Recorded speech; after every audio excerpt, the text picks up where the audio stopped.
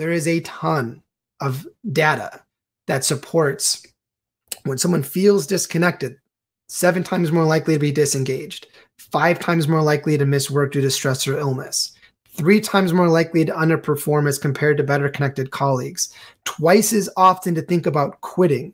There are tons and tons of metrics that have proven that when someone shows up to work feeling disconnected, it's very bad for their performance, their retention, their engagement, and their well-being. Welcome back, everyone, to the Geeks, Geezers, and Googleization Show, the home of Googleization Nation, where we talk with HR and business thought leaders about the crazy shift going on all around us and explore the disruptive convergence of technology, business, and people. Here are your hosts, Ira Wolf and Jason Cochran. Hey, welcome back, everyone, to another episode of Geeks, Geezers, and Googleization. Thank you for being part of Googleization Nation. I'm Ira Wolf. And I'm Jason Cochran. If you think this is just another podcast, think again. We're the voice of the most important conversations on the future of work confronting business leaders and people today. As you know by now, our goal is to bring you ways to reimagine tomorrow and explore the ever-changing convergence of business, technology, and people. I'd like everyone to just stop what they're doing right now, unless you're driving, of course, to imagine just for a minute that you were searching for a new job or a new career, or maybe just shopping for something.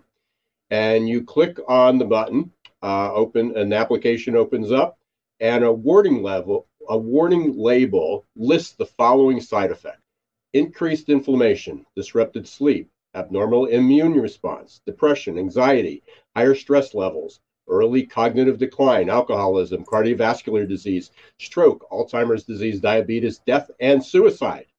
It's my guess you'd swipe left or close the window pretty quickly and avoid that. And yet, these are the side effects that nearly 3 out of 4 workers feel every month as a result of loneliness. Every month.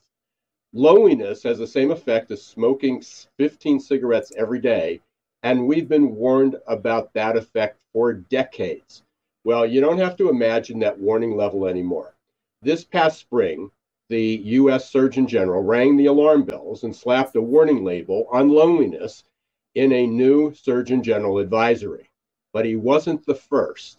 Our guest today is Steven Van Cohen, the Wall Street Journal bestselling author of Connectable: How Leaders Can Move Teams from Isolated to All In. He rang that bell long before our Surgeon General, and he's here today to help us understand what he describes in his book as a situation that has quickly gone from a simmer to a boil. Steve will join us in just a few minutes. But first, here's today's perfect labor storm. On each episode, we focus on a disruptive, surprising, or worrisome trend that we believe you should know.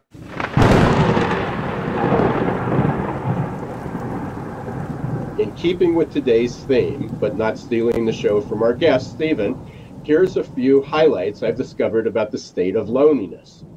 First of all, loneliness is battering humanity. 72%, almost 3 out of 4 workers, feel lonely at least once a month. 55% feel lonely weekly. Loneliness shaves 15 years off a person's life. Gallup research, which many of you are familiar with, rings a few more bells and rings them louder.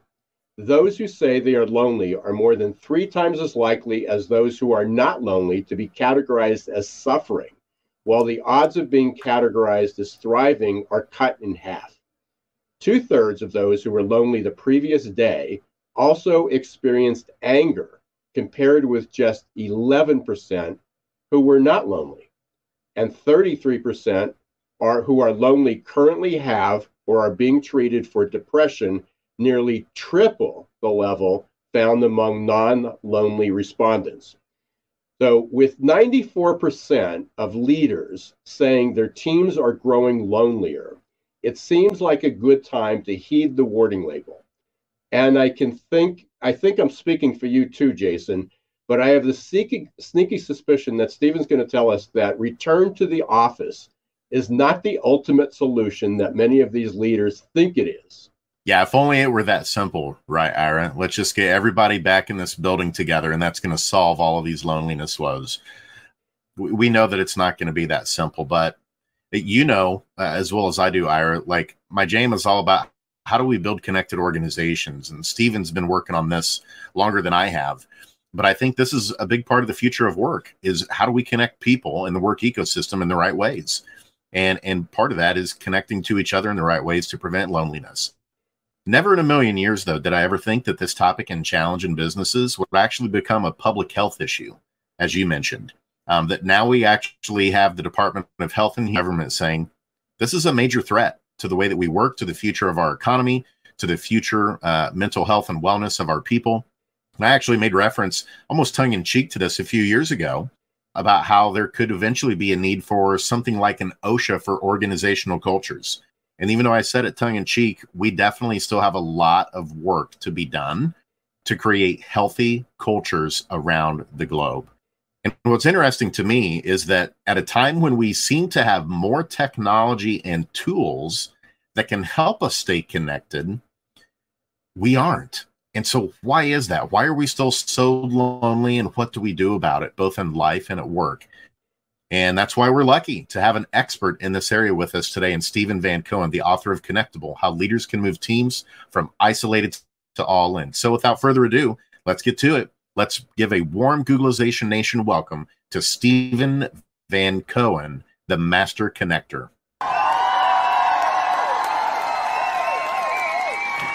A master connector. I love it. Master connector.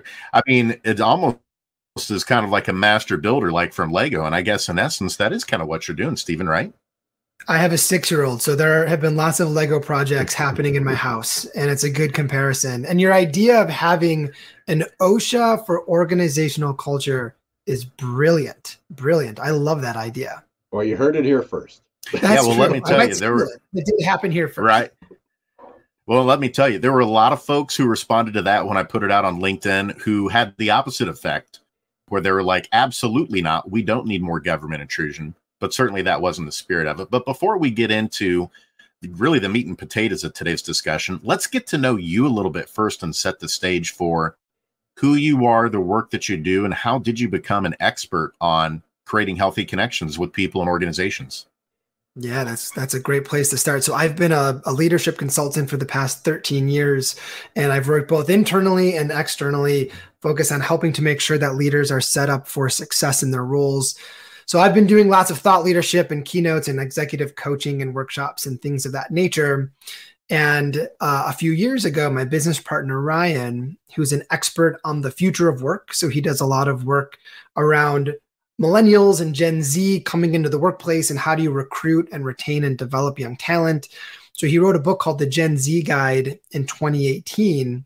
And in 2018, he came across this statistic that 79% of Gen Zers sometimes or always feel alone. So this is pre-pandemic. And that statistic really jumped out at him because having almost 80% of an entire population, the fastest growing population coming into the workplace, feeling regularly lonely was something that really, it grabbed us. And we started to figure out, how do we help companies understand how to set these emerging professionals up for success if they're feeling disconnected and lonely? So we did research and came up with some programs and some best practices around strengthening connectedness. And then COVID hit. And we had all this stuff about feeling lonely at work and what to do about it. And we went to client after client after client, and they all agreed this was something worth talking about. And that turned into a book, and the book hit the Wall Street Journal, and it's turned into a full-fledged consulting business. So, one statistic from my business partner has snowballed into this really massive thing that we've been hyper-focused on for the last several years. So this didn't come overnight. I know a lot of people think that the pandemic caused everything. It caused this loneliness. I know they've been talking about that's why people are disengaged and unhappy at work. And you go back for 40 years of Gallup's research, and the best it's ever been is about 30. Actually, this year was the best, 33% engagement, which always meant that that's not a whole lot to celebrate unless you're in baseball, where 33% is pretty good. But it's really horrible when 7 out of 10 people are disengaged at work. But now we can point fingers at that. But you had a really, really interesting story in the book about, and totally unrelated, and this will probably surprise as many people here, about how ATMs are one of the things that has driven loneliness. to the crisis it is. Yeah, well, I will talk about ATMs and why we could all point our fingers at them as one of the reasons why we're seeing loneliness levels rise. But before, I want to reiterate something you said, Ira, because loneliness has been on a steady incline for over a decade. And Cigna has been doing a lot of tracking and research around loneliness levels. And in 2018, they saw historic rises. In 2019, they saw historic rises. And then the pandemic has continued to escalate these levels to very, very dangerous and worrisome conditions, which is why Dr. Vivek Murthy has come out to say we need to do something about this globally. But part of the reason why we're seeing these increases is due to what's called the catch of convenience. And the catch of convenience is this phenomenon where our lives have gotten incredibly easy. I no longer need to go all the way to Walmart to buy something like a toothbrush. I can just get it Amazon delivered. I no longer need to talk to a barista in order to get my coffee order fulfilled. I just order it on the app and I'm able to go into the counter and pick it up. I no longer need to go to Tower Records and actually like have somebody behind a counter play me a CD so I can hear what that music sounds like before making a purchase. I can just tell Siri what I want to listen to and it happens on demand. So all of these new phenomenons that have made life really convenient have created huge gaps in the amount of social exposure that we have with one another out in the wild. And what's interesting is they found that loneliness levels can be lessened in as little as 40 seconds when people have what's called a restorative exchange, meaning if me and you are standing in line at the grocery store and we smile at each other, or you comment on something I'm buying, or you make a comment about my child, and we can just have a friendly banter back and forth, those little touch points of feeling seen, feeling interested, sharing a laugh or a smile, just having a moment with another person is very, very important to our overall connection quota. And that quota is getting diminished every single time we go to the ATM versus going to the bank to talk to a teller or use any of the different conveniences we now have access to in our life. And while it's amazing that we live in this world where life has gotten pretty easy and convenient, without a counterbalance and without some intentionality of finding new ways to build up our connection quotas, they're just not happening. And that's why we're seeing these big divides occur with these feelings of loneliness. Yeah, it's so amazing because I'm going back and I've got a couple decades on both of you guys. So I remember when I lived in Philly, I lived outside of Philadelphia, but we was on Saturday night if I needed money to go out to eat, I used to drive down to Center City, which was about a half-hour drive, to go to the ATM because obviously we couldn't withdraw money any other time. But the reality is there was a line there. There was a line of people because it was new. And that's where people went. But when we think now about, and by the way, for all the Gen Z and probably the millennials listening to this, they don't even know what we're talking about because there were lines when you went to the bank, especially at lunchtime, there were literally ropes guiding the people in there, just like you would through TSA or a concert. It took that long to go in and deposit your check or withdraw some money or check what you want. And now there's just a multitude of things that we can do just, on our phones, most things that now I don't even have, the bank literally is walking distance from my house. And I don't know the last time I've been inside the bank. Yeah. Because I can either do everything direct deposit or I can scan the check from my desk rather than drop it off at the bank. Yeah, I am not a proponent of having to go back to a world and where we don't have these conveniences, right? Because they're amazing and I love them very much. But the awareness around the fact that we're no longer getting as much exposure is really important. And there was some research that actually found that the amount of your cognitive diversity among your connections is a very strong indicator for your feelings of happiness and overall connectedness. So there are what's called strong tie connections, like close friends, family members, colleagues that I maybe work with on a regular basis. And then there are weak tie connections, the people I might see regularly at the stores I go to, or if I take public transportation, the people I might sit next to on a bus or an airplane.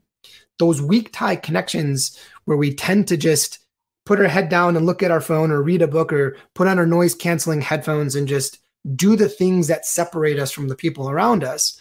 The amount of those weak tie connections and the diversity of those connections has been proven to allow us to feel really strongly connected. And those are just, again, are diminishing as we become more and more dependent on the conveniences of our life. So you mentioned this earlier in the show about how you found the leaders were being receptive, and that was one of the questions that we're going to have. You're going to companies. Now, I'm wondering how widespread that is, because there's still, we still talk about soft skills. We still have people talking about employee satisfaction and engagement, where we've moved well beyond that into meaningful work and mattering at work. So there's certainly organizations that have taken it to a higher level and sort of get it. But there's many organizations that, I just don't see being that receptive. And when you say about lonely and they go, well, that's their problem, I pay them and just show up for work. Yeah, I think that mindset, Ira, definitely still exists.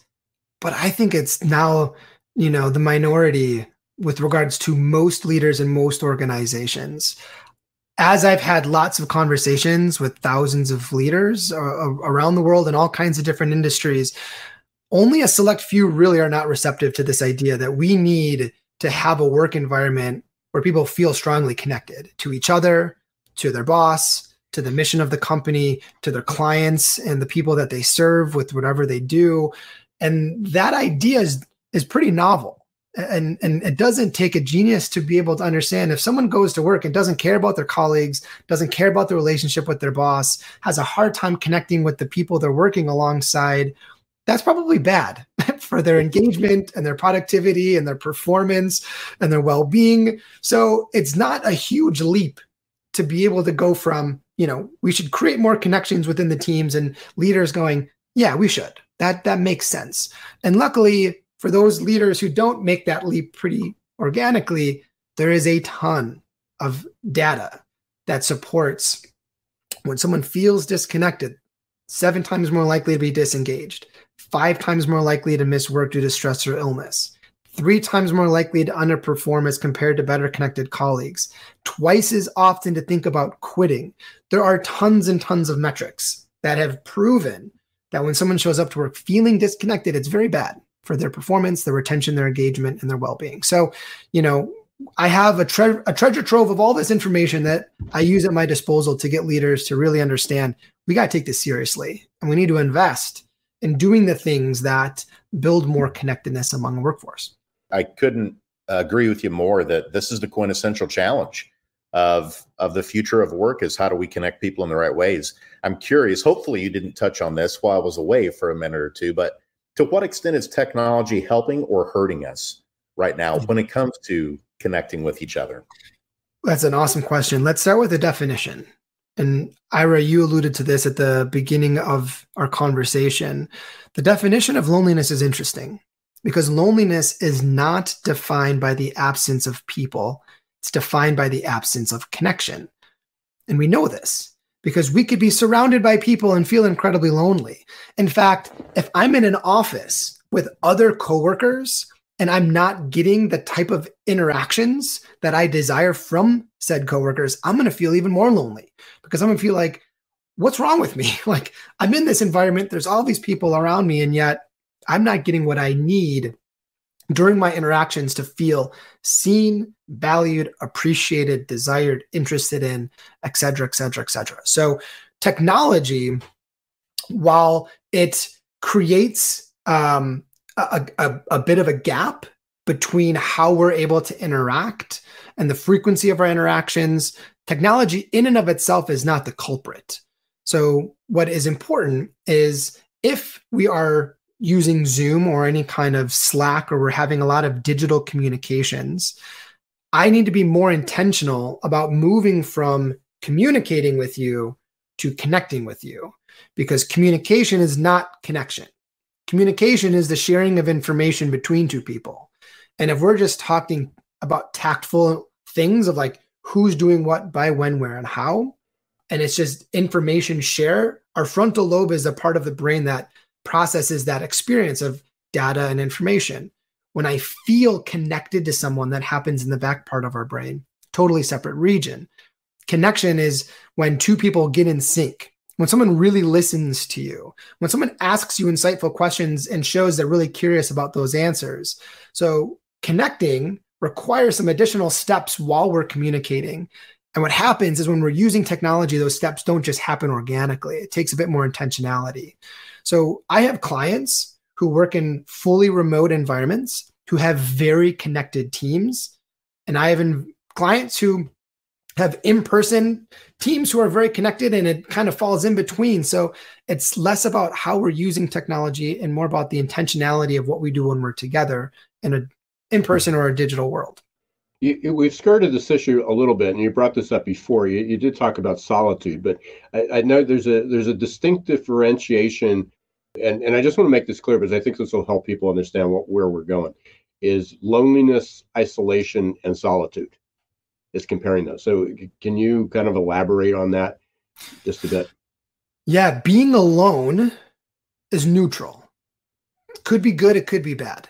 It depends on where you're at with your quota of connectedness to either move from being alone into solitude, which is restorative, and we'll talk about why that is, or moving from being alone into isolation and loneliness, which is really negative.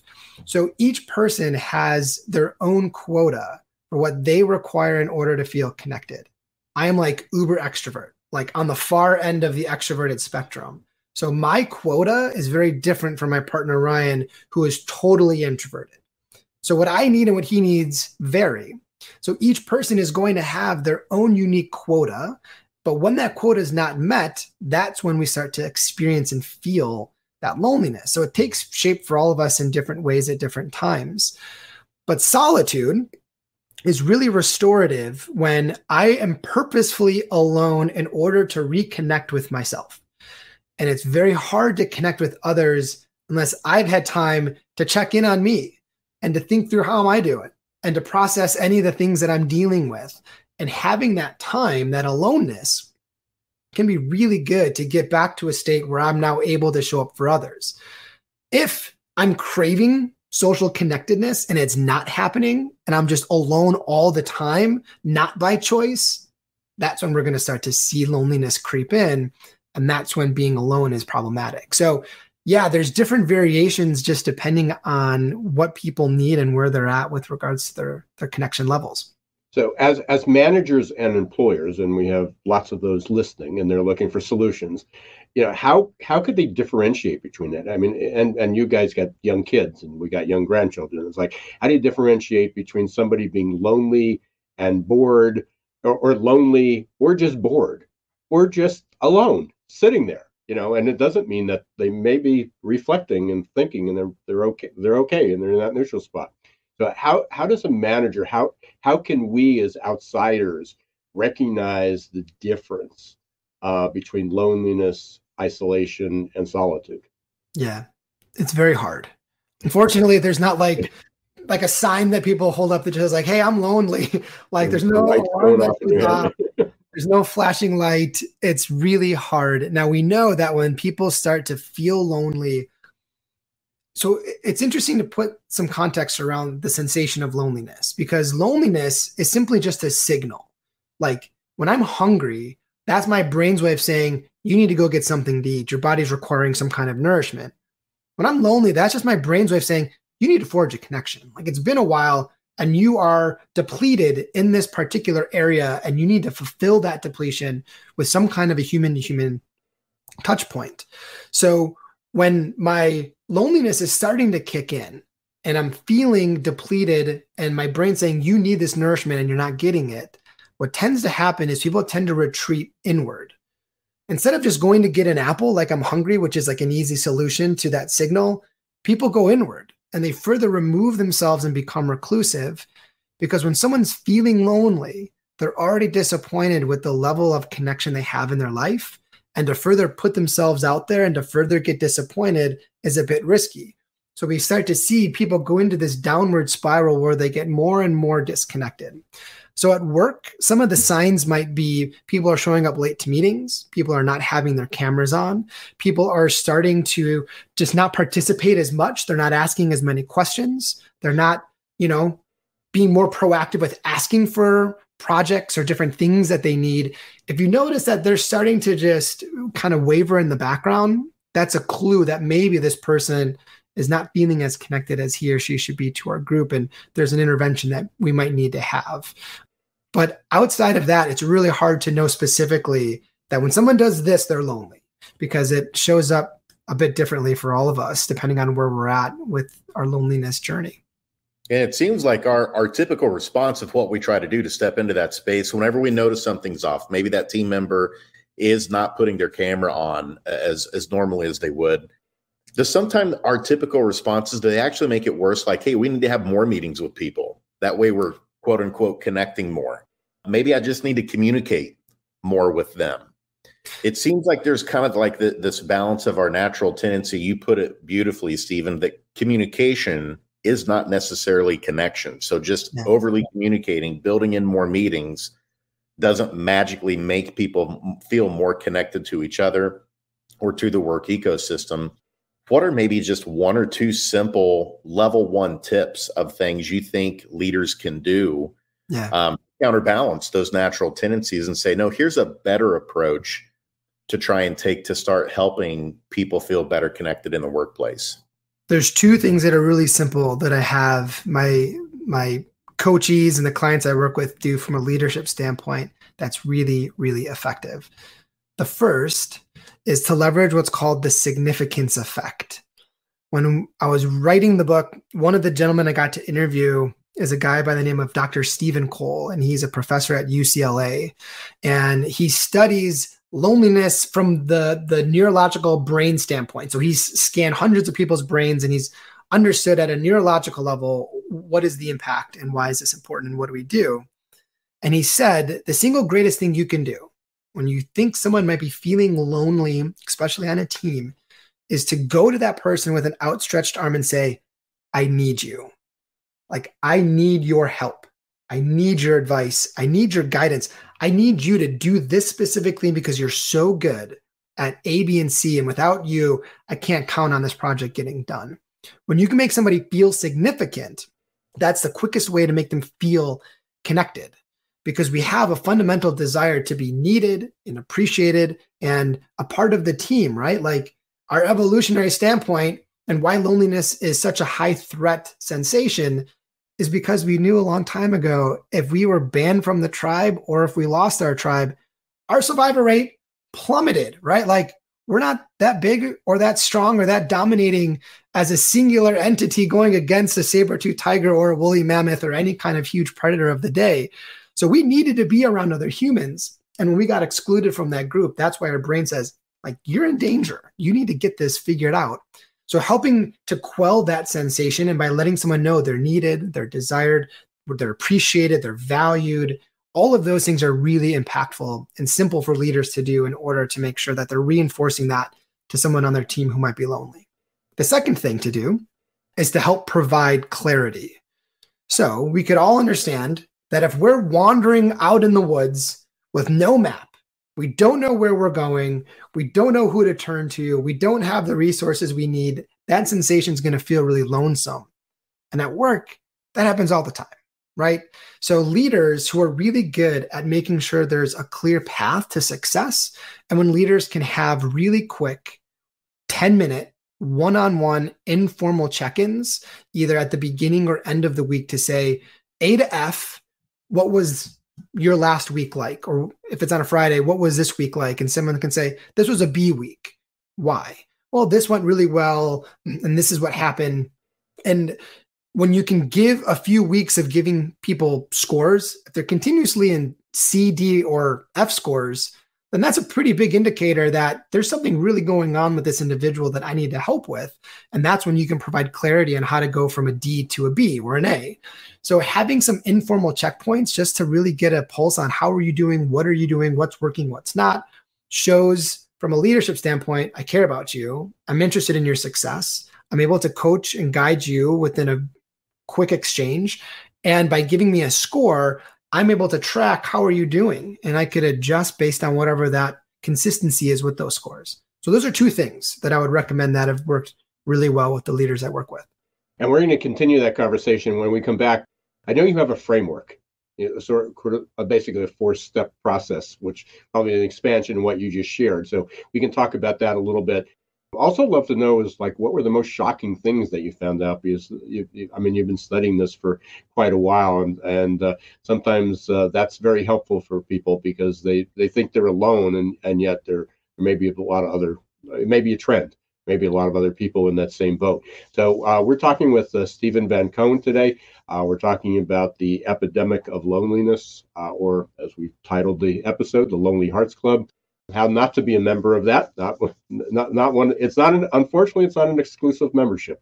No. But we don't want to. We don't want to be have people part of that. In fact, we want to have people not join or quit the club over time. We're going to take a really quick break. We will be right back, and stay tuned.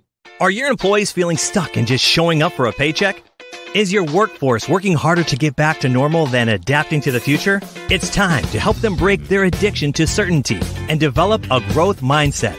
Developed by one of the world's top-rated future of work thought leaders, AQ Plus Mindset is a powerful tool to help your employees embrace change, adapt faster, and grow on the job.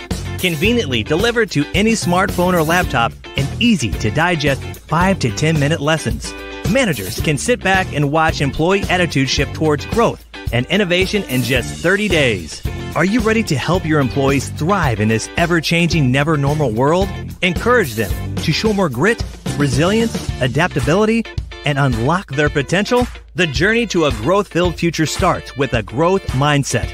Visit aqplusmindset.com or call 484-373-4300.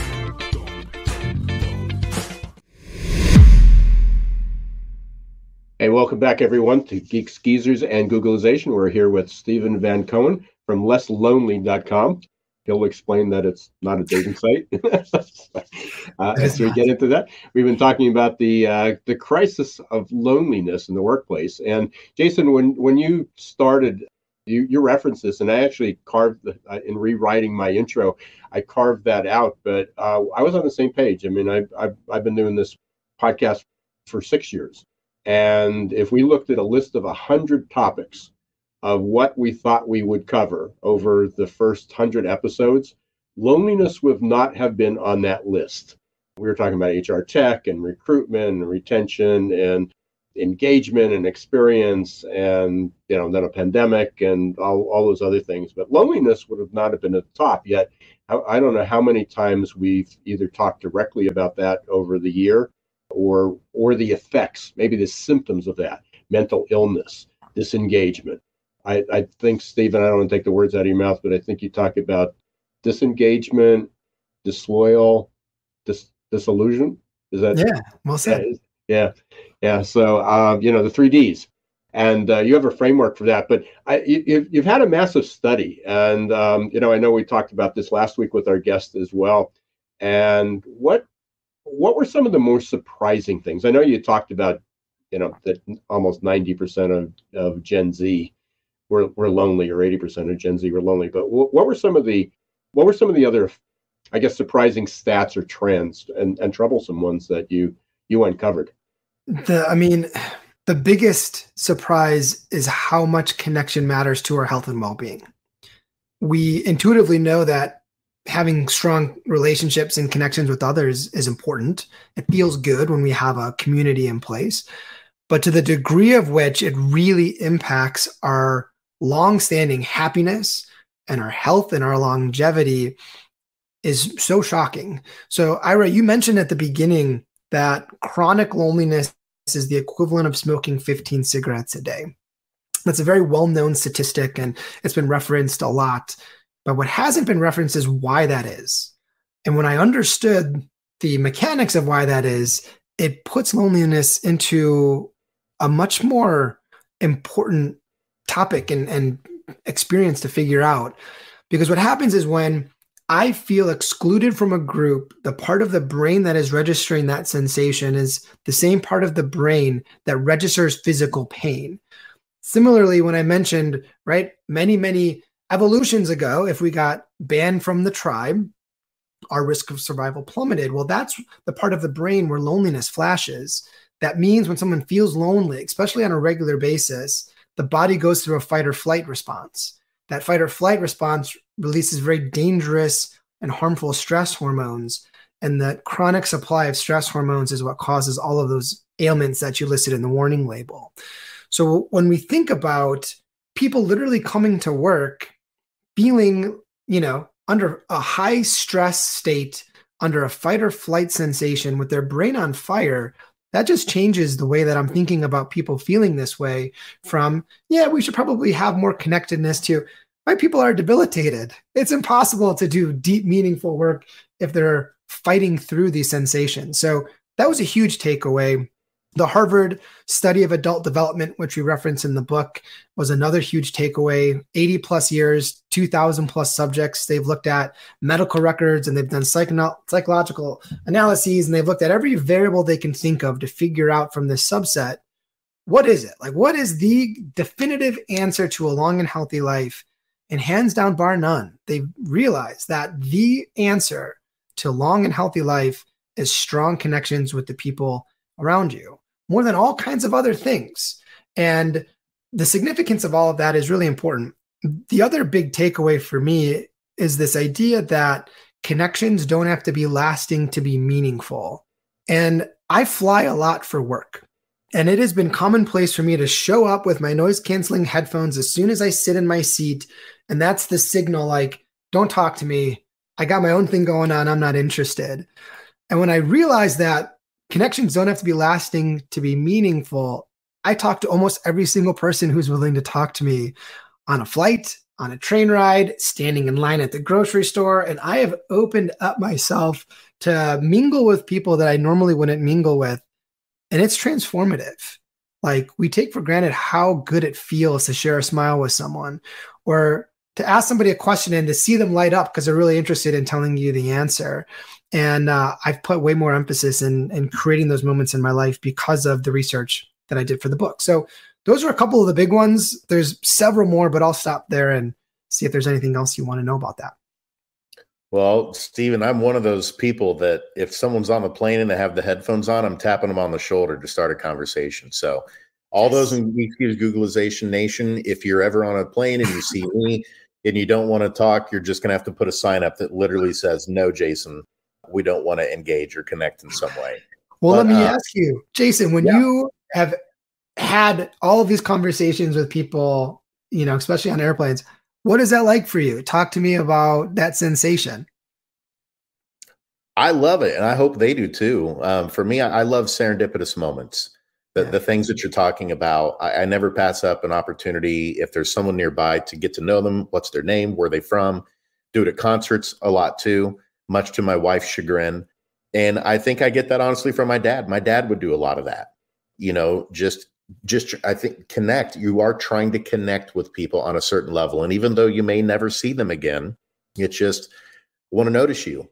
Like, want to ask you a few questions and just connect on that, surface level in some way that provides that feel good feeling and hopefully for them as well. And one of the questions I have for you, Steven, is that there was a company that made headlines here just a few months ago because what they did was they fired all of their managers and they hired coaches instead. Now, I'm not suggesting companies do that. Hopefully there was opportunity to see which managers are open and willing to develop the skills to become a coach.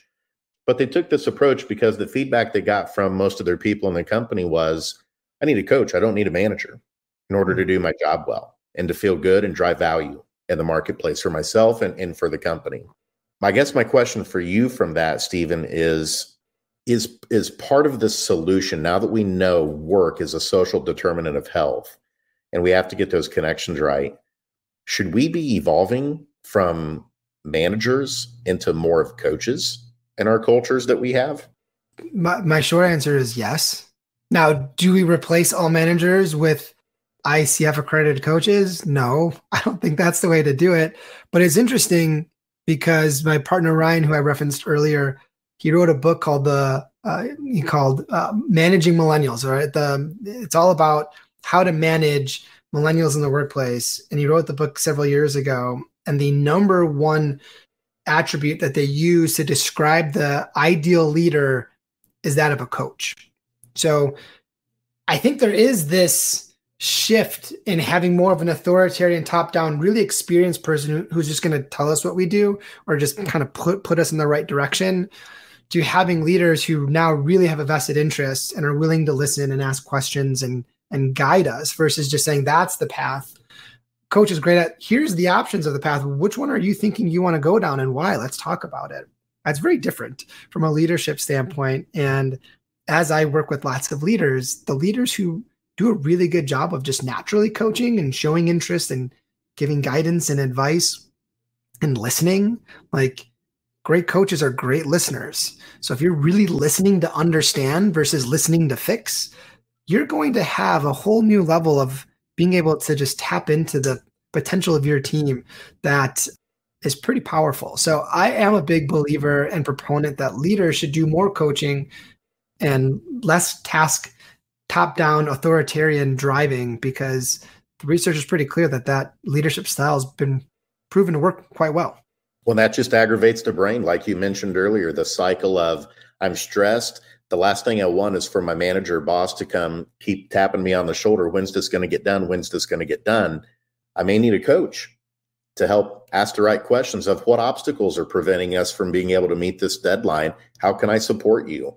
Those are the kinds of ways that we've got to improve those connections with people to get over some of these systemic problems that we've built in and have become habits of how we operate in workplaces.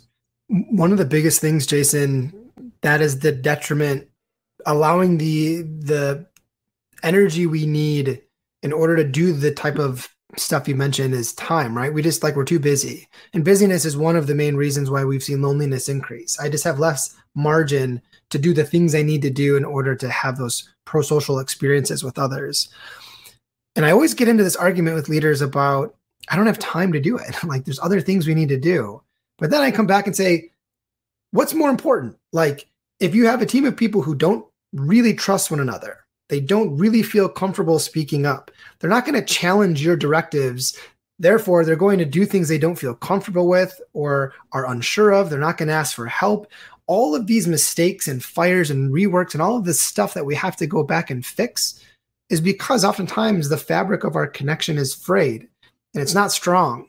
And long term, if we look at it from a macro 300-foot view, that's really bad for our business and for our success. So to not spend any time really cultivating opportunities for those things to take shape, it baffles me, because I think it's absolutely quintessential for the team's dynamic to be one in which is going to cultivate success for their organization. And I mentioned this earlier, and before we run out of time here, Steven, I want to give you at least a few minutes to describe. You've built a framework. You're just not going in and winging this. I mean, you got a process and a framework. So can you just briefly describe the framework? And obviously, if other people want to know that, then they can go purchase your book or call you directly. And the book's Connectable. But describe your framework just for us. Yeah. So like all great frameworks, it's an acronym. The acronym is LINK, L-I-N-K. The L stands for looking at loneliness. So the first step, either in solving loneliness for yourself or for others, is to be aware of it. We say awareness is curative. You can't fix what you don't know. So in the LINK phase, there's all these things for how to audit your loneliness and the loneliness of others. And there's some tools and resources for how to do that in the book. The second, the I, is to invest in connection. Creating more connectedness is not hard. It's not difficult. It's not overly taxing, but it does require some time and some energy and some effort. So when we say invest in connection, that word invest is very important. So there's certain things that we can do to invest in making time for connectedness to take place.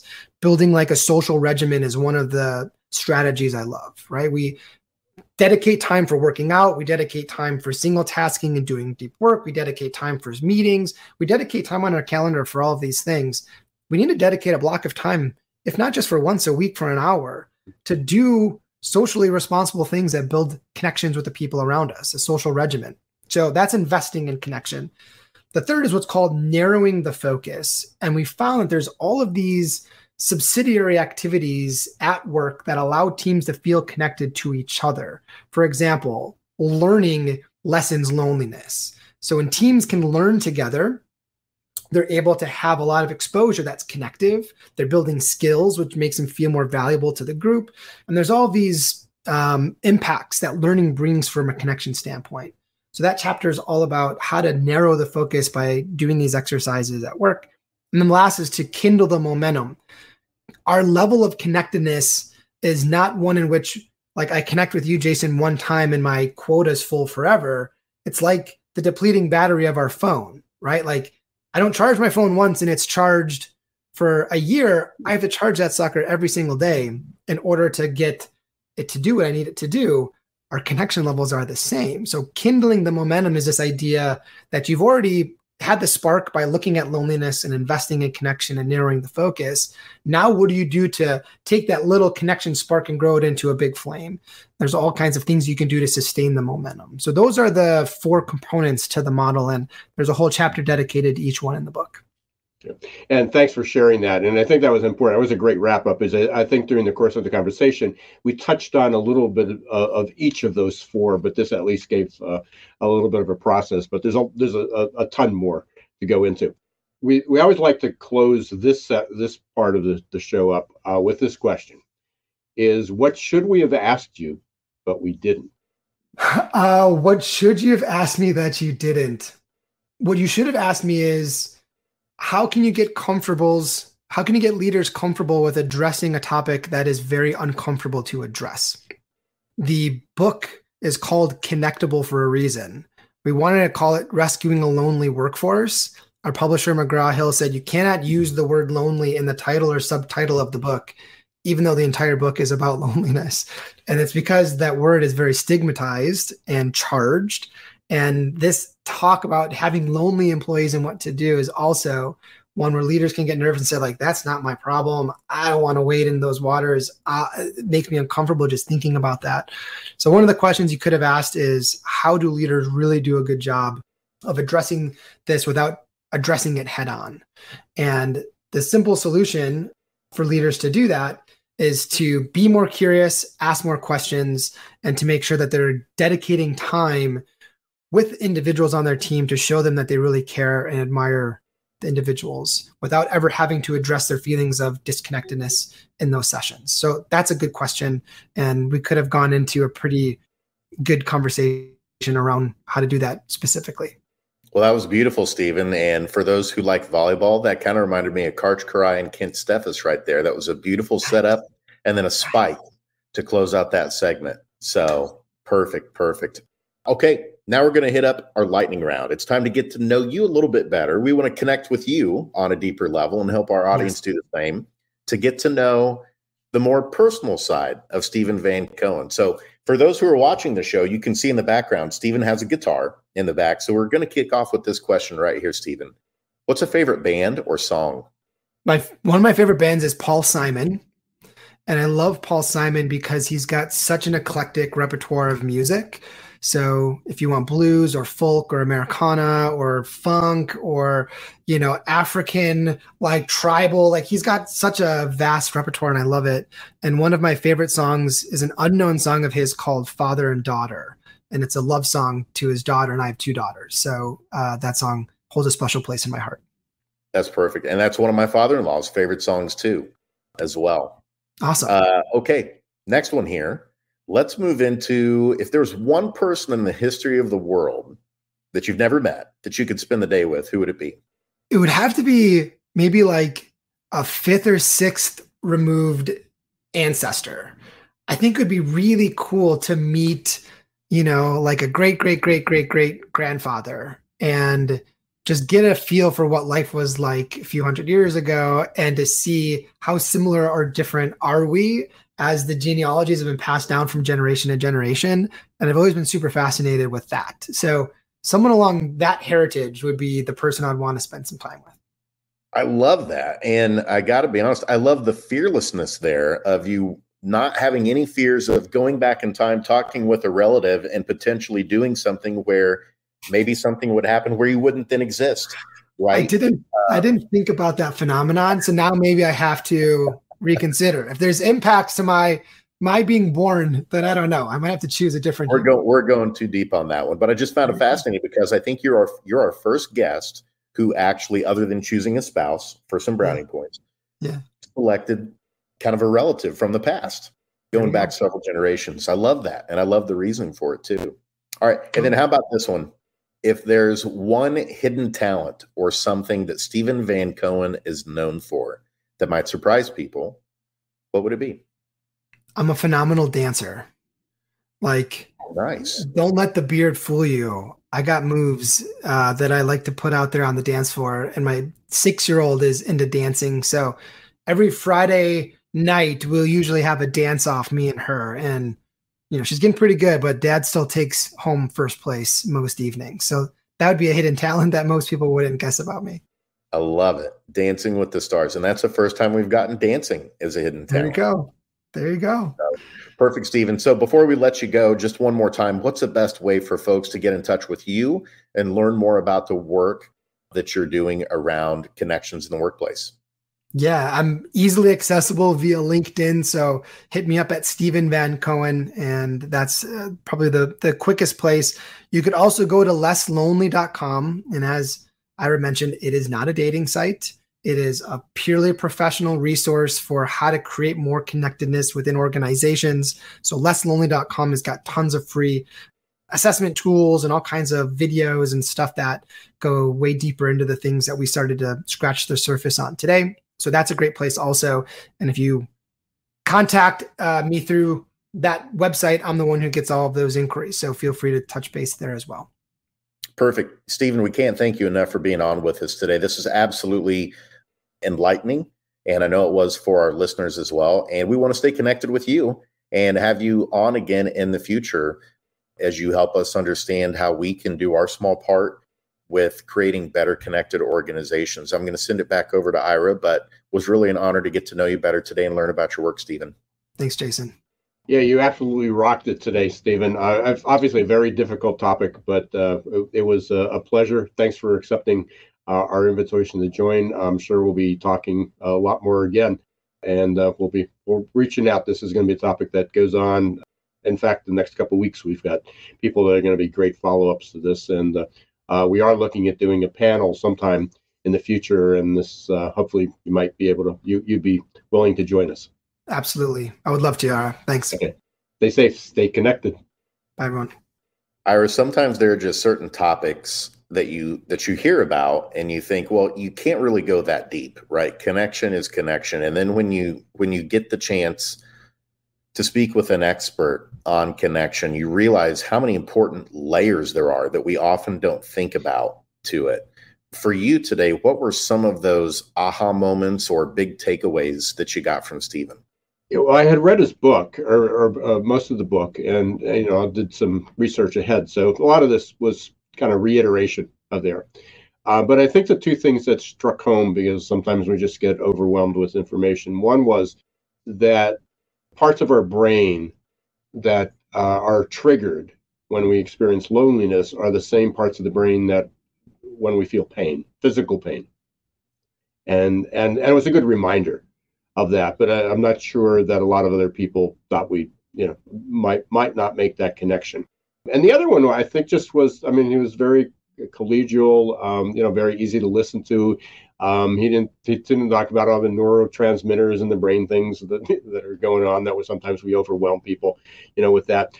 But I think just the fact is that connections, I think, he reiterated this a few times, is connection is about a quota. It is, everybody has a different quota.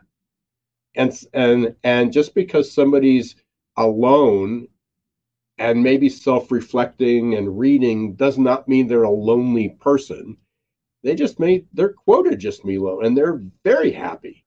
And they're not feeling all these ill effects of loneliness. Well, there's other people that may have a zillion friends and 1,000 followers or tens of thousands of followers on LinkedIn or Facebook or Pinterest or whatever, but they're as lonely as can be, and they're in trouble. And I think and they just have a higher quota, and it's a matter of, the challenge, as he said, was very difficult for managers. How do you do that? And the good news is, and I'm going to put a plug in here for a future one, then we'll hear from your takeoff. When he said that, we have 2 neuroscientists coming on the show, Michael Platt from Wharton, University of Pennsylvania, and then also Paul Zak, who will be becoming, he has a company called Immersion Technology. What I love about both of them, they both have tools that actually help measure connectivity, which is fascinating. When I was talking to Paul last week or 2 weeks ago, he looked at his watch and then he held up and he goes, "Hey, see?" He goes, he's looking on his watch and he goes, "We're connected." And it was measuring the variability of his heart rate. So it was like, yeah, this is a good conversation. Look, we're connected. So their technology will be able to help managers figure that out in the future. So everybody stay tuned. We got a great couple of weeks coming up. That's right. Don't take those out on a date, though. If you're going out on a date for the first time, probably not good to be like, "Hey, we're having a good date. Check out the connection on the watch here." But all kidding aside, I totally agree with you on the connection quotient and that being different for each person. I think that's a really important consideration for managers in particular. You can't show recognition the same way to everybody on your team. You've got to get to know them on a personal level to know what fills their buckets and what makes them feel connected. Because I guarantee you, even if you're only managing a team of 2, 3, 4, 5 people, they're all going to be very divergent in that regard. And then the other one for me too, 2 simple things that he said for leaders to do, 2 takeaways today. You need to rethink how you're doing. What was it? It was clarity. So make sure that you're communicating with clarity. And then the other one had to do more with like reinforcement. The communication isn't just necessarily connecting with people, but that you've got to focus on the way that your need, that's what it was, how you're communicating need to people, that they need, their significance. And so if there's 2 things that you walk away with today, if you're a business leader, rethink employee recognition practices of how you communicate need to people that's specific to them. And then also, how do you communicate with clarity in your check-ins and one-on-ones that's more coaching related as opposed to just performance related, checking in on whether or not projects are getting done. Those 2 simple things are ways to help people feel better connected in the organization. But until next time, I'm Jason Cochran, and we want to thank you for tuning in to the show again this week. Please hit the subscribe button on YouTube, on Instagram, on LinkedIn, on Facebook, all the different platforms, our podcast platforms too, Apple and Spotify, if you haven't already done so that you can stay in the know and get our latest episodes every week. And so I'll look forward to seeing you then. And I'm Robert Wolf. Thank you very much for listening to Geeks Geezers Googlization. Thank you for being part of Googlization Nation. If you haven't done it yet, I'm giving away my copies of my newest book. You can download a copy. You can it's called The Change, Insights into Self-Empowerment. So fits in today's topic as well. You can you go to irawolf.com, IRAWOLFE.com. You can just click on books, or you can /the-change-book. Until next week, don't let the shift hit your plans. Thanks for listening to Geeks, Geezers, and Googlization. This show was produced and edited by Hilton Productions.